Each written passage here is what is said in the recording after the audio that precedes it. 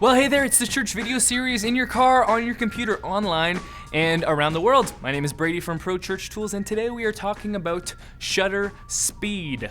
Shutter speed is the amount of time that an image is exposed. It starts the second you hit the take a picture button on your camera and the shutter opens to the moment your shutter closes and actually takes the picture. Now for video, the shutter doesn't actually open and close physically, but it is simulated electronically. Shutter speed affects the amount of light that is allowed into your camera, but it also affects the motion rendering of the video.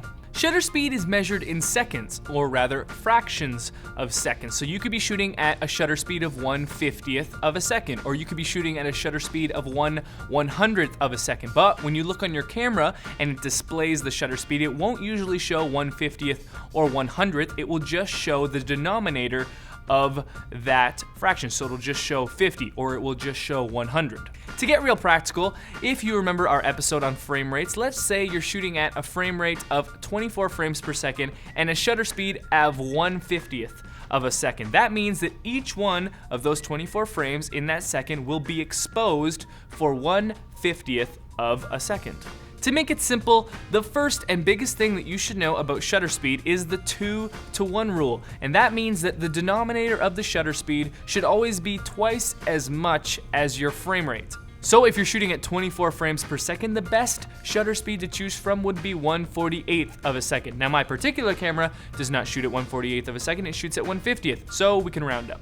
But you don't always have to shoot according to this shutter speed rule. In fact, using different shutter speeds can actually produce some very cool effects. For instance, let's say the subject in your video is very, very fast moving, like running water or a church drummer flailing his arms wildly. If you shoot at a very, very fast shutter speed, let's say 1/400th of a second, you can actually produce very cool effect because you'll be capturing almost every single image without blur. You're capturing every single frame without very much blur, and you'll have this super, super crisp motion. Now this could look choppy in some situations, but when you have a fast moving subject, you'll be able to see all the detail in every single one of the movements.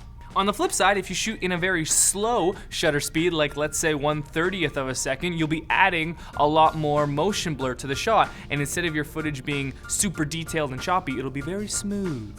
If you're unsure, always shoot at the 2-to-1 rule because this will achieve the most filmic looking results. But as I said, don't be afraid to experiment with different shutter speeds because they can always produce and yield some very interesting results. Well, that's all for me here today at the Church Video Series from ProChurchTools.com. Make sure you head over to ProChurchTools.com. You can get your very own Pro Church Toolkit, which has exclusive videos and exclusive ebooks for subscribers. And the best part, it's all free. So head over to ProChurchTools.com, get on that, and I will see you next time.